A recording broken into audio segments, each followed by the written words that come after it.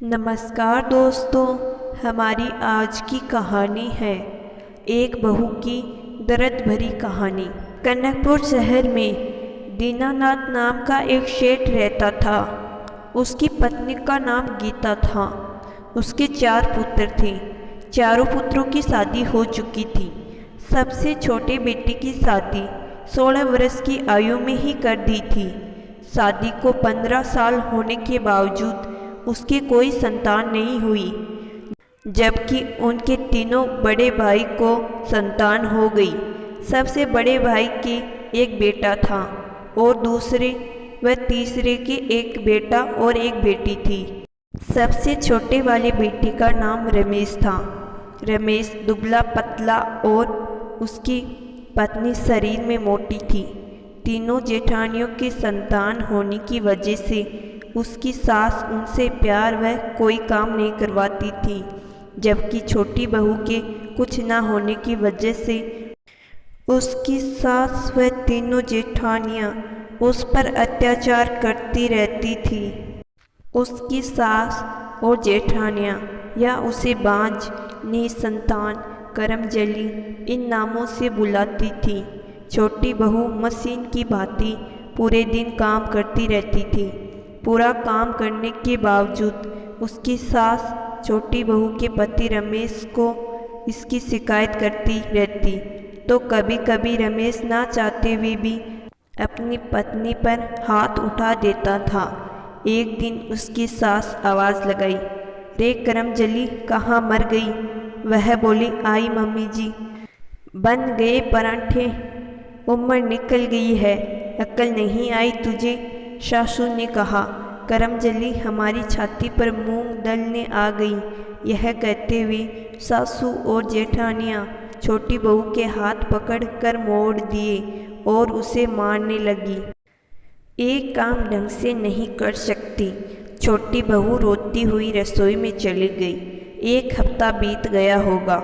एक दिन उसकी सास अपने रिश्तेदार के यहाँ शादी में गई। सब ने पूछा कि इतनी देर कैसे लगा दी आने में। तब छोटी बहू की सास गुस्से में बोली, अरे वही लड़की की वजह से दिन खराब हो गया। करमजली कब मेरा इससे पीछा छूटेगा। तभी उसकी सहेली गीता के पास एक बच्चा दौड़कर आया और सीता ने उसे गोद में उठाकर बैठ गई। तब छोटी बहू की सास बोली, यह कौन है? सीता बोली, यह मेरा भतीजा है। छोटी बहू की सास बोली, तेरे भाई के तो कोई औलाद ही नहीं थी। वह बोली, हाँ, पर हमने उस लड़की को छोड़ दिया।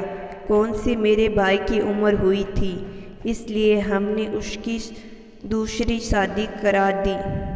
साल बीता ही था कि भगवान ने हमें खुशखबरी दे दी। यह सुनकर छोटी बहू की सास मन ही मन में सोच रही थी। घर आकर छोटी बहू की सास अपने बेटे रमेश से बोली, तुम्हें कुछ कहना है?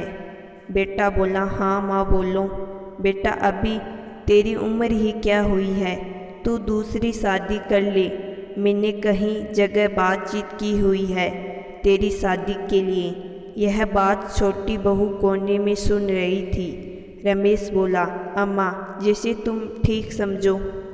हमेशा की तरह इस बार भी रमेश ने अपनी माँ की बात पर हाँ में हाँ मिला दी। दूसरे दिन सासू के कमरे में आवाज़ आ रही थी। रमेश कह रहा था कि माँ, मुझे एक लड़की पसंद आ गई है, कल मैं उसे अपने घर लेकर आऊँगा। यह कहकर वह बाहर चला गया।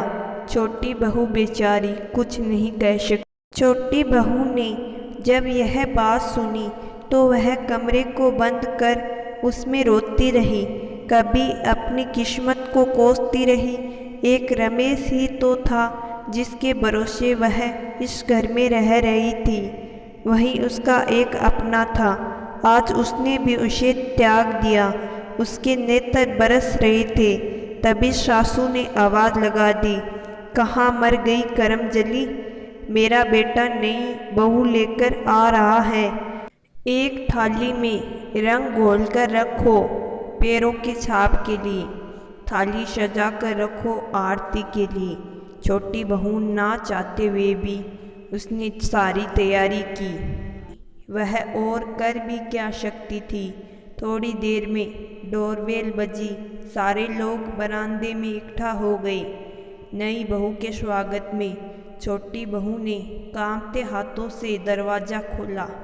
सामने एक गहरी सी मुस्कान लिए रमेश खड़ा था और वह अपने साथ एक सुंदर और प्यारी सी बच्ची को गोद में उठाए था। वह उस बच्ची को अनाथ आश्रम से गोद लेकर आया था। छोटी बहू कभी उस नन्ही बच्ची को देखती तो कभी अपने पति को देखती रही थी। तब रमेश बोला, स्वागत नहीं करोगे हमारी नन्ही परी का? अरे इसके पैरों की छाप तो लो। हमारे घर नई लक्ष्मी आई है। अब तुम माँ बन गई हो। अब तुम्हें कोई बांझ नहीं कहेगा। यह कहते हुए रमेश उस नन्ही बच्ची को अपने घर लेकर आ गया और बाहर खड़ी सास वह तीनों जेठानियाँ बस देखती रह गई। संतान तो भगवान की देन होती है, लेकिन आज के दौर में जिसके संतान नहीं होती है उसे बांझ होने का हर पल ताना मारते रहते हैं और बांझपन का एहसास हर पल कराकर उन्हें शारीरिक और मानसिक दोनों कष्ट देते हैं। घर के लोग ही उन पर अत्याचार और तिरस्कार करते रहते हैं, लेकिन बहुत कम लोग होते हैं जो संतान न होने पर अनाथ बच्चों को अपनाते हैं, उन्हें अपनी संतान स्वीकार करते हैं, अनाथ बच्चों को सहारा देते हैं। वे अनाथ बच्चे जो प्रेम और अपनेपन से वंचित होते हैं। तो दोस्तों, मैं आशा करती हूँ कि आज की कहानी आपको ज़रूर पसंद आई होगी। कहानी पसंद आई है तो कहानी को लाइक और चैनल को ज़रूर सब्सक्राइब करिएगा। धन्यवाद।